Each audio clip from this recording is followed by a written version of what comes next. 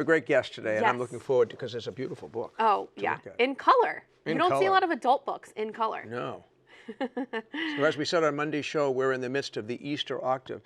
It's time to celebrate, and today's guest is going to tell us how to do just that because we're in an octave. We're celebrating Easter for 8 days and also for the rest of this 50-day Easter season. So joining us now from Minnesota is Laura Kelly Fanucci, the author of this beautiful, colorful new book called Living Easter 50 Days to Practice Resurrection. Well, happy Easter, Laura. How are you? Great to see you.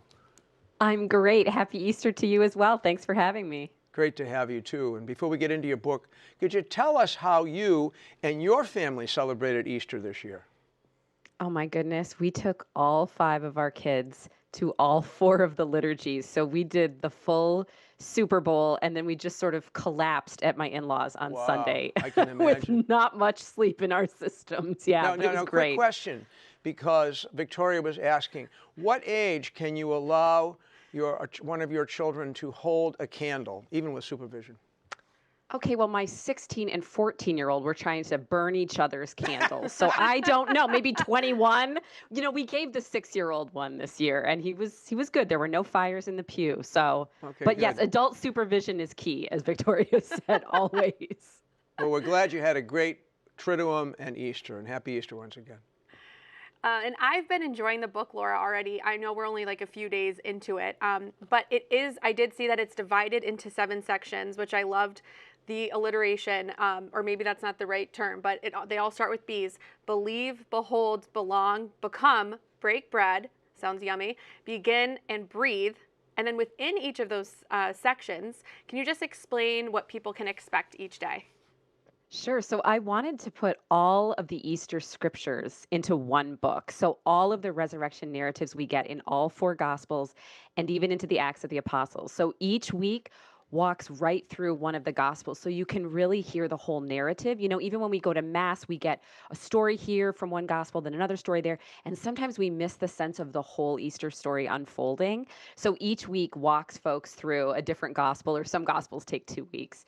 And each day has a scripture, a reflection I wrote, a short prayer for the day, and then a creative way to live out the Easter spirit that day. So yes, I'm delighted you noticed the alliteration. My poet's heart sings. You had the right word, definitely. I'm very, very happy that you were able to pull that right out of your memory banks, alliteration. You know, tonight I'm celebrating a Mass at St. Mary's in Brookline with a large group of young people who will then process with the Blessed Sacrament to yet another church. It's something that's going on each night this week here in Boston, and the gospel today is, of course, the Emmaus story. So I'm considering that the first Eucharistic procession. But for today, Easter Wednesday, the suggested action, according to your book, is to pray for our family and friends who don't believe in God or who are struggling in their faith. And yesterday you invited people to wear white. So how do you discern which actions to be included in your book each day? How did you figure that out? Oh, great question. I tried to link it to the scripture for the day in some way. So yes, for today to think about, you know, those disciples on the road to Emmaus, they were walking away from Jerusalem. They were dejected. It says their eyes were down. So I think we all know how hard it can be to maintain a sense of faith. You know, our own lives are hard. The world is so hard. And so I think it is a great day to think, who are the folks in our lives who maybe are walking with their heads down right now, who are walking away from faith, who don't, you know, they don't see Jesus walking right there with them as he does for each of us. Yeah, so I always tried to link it to the day so it could be another way to live out the scripture that I was inviting folks to reflect on that day.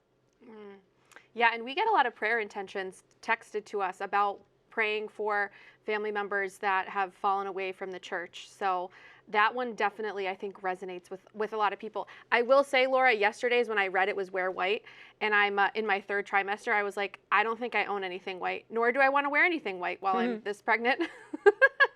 So I'll save it for another time.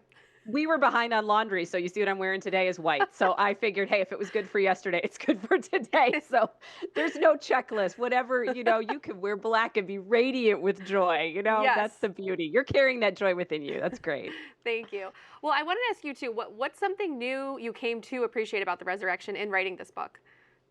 I really loved the essays that I wrote for each of the weeks of Easter. Each one focuses on a different person, a different friend of Jesus, a disciple. So, to spend all that time thinking about what was Easter like for Thomas or for Mary Magdalene or Peter or Mary, his mother, that was amazing. That was very unexpected. When I set out to write the book, I didn't realize how personally moving that would be in terms of my own faith, because it felt honestly like they kind of came alongside me in the writing. And I went into the Easter liturgies this year thinking, oh, I feel like I know each of them a little bit better, sort of as friends on the way. And that was a real grace of writing this book. So yeah, that was surprising. The scripture never disappoints us. It's never exhausted with meaning. So yeah, it was beautiful. Something I also like that you write about in the book is that each time we celebrate Lent and Easter, we kind of arrive at it as a new people. And so how are you different this Easter than last? Oh, that's such a good question. You know, to be honest, Holy Week it holds the anniversary of the day that I was diagnosed with cancer. And so it's a lot to throw into a week that already has such intense emotion, and it's such a high point of our faith. And this was actually the first year since I was diagnosed 3 years ago, and I'm cancer free now, thank God. But this was the first year where I feel like my body and soul finally had the distance from that diagnosis day to say, whew, that was a lot. We went through a lot. Maybe we're ready to think about that now. So I was surprised, I was all ready to just jump into the joy of Easter. I mean, I wrote this whole book on this, right? I've been waiting for this all year. But it was really interesting for me to find that, yeah, there were ways in which what happened in Easter's past will still rise up for us, and the good and the bad, right? So there was a lot to pray for this week. Absolutely. And we'll be praying for you, Laura, too, as hopefully stay in remission, if that's the right term. Also, I want to give a shout out, because if folks want to have some more time with you, you are leading a retreat very soon today with Boston College. It's online. Let me just read the info to everyone so that they can get a chance to sign up if they want. So it's via Zoom. If you miss it, there is a replay. And on the screen, we have a QR code, we have a little URL, and the retreat is called The Practice of Easter Joy, 50 Days of Feasting. I signed up for it so that I can watch the replay. But yeah, we're excited for that. We're excited for this book, AveMariaPress.com. Yes, that's right. That's where you get it. And we're grateful to you, Laura, so much. God bless you, and continued happy Easter for 50 days. Thank you so much. Happy Easter to you.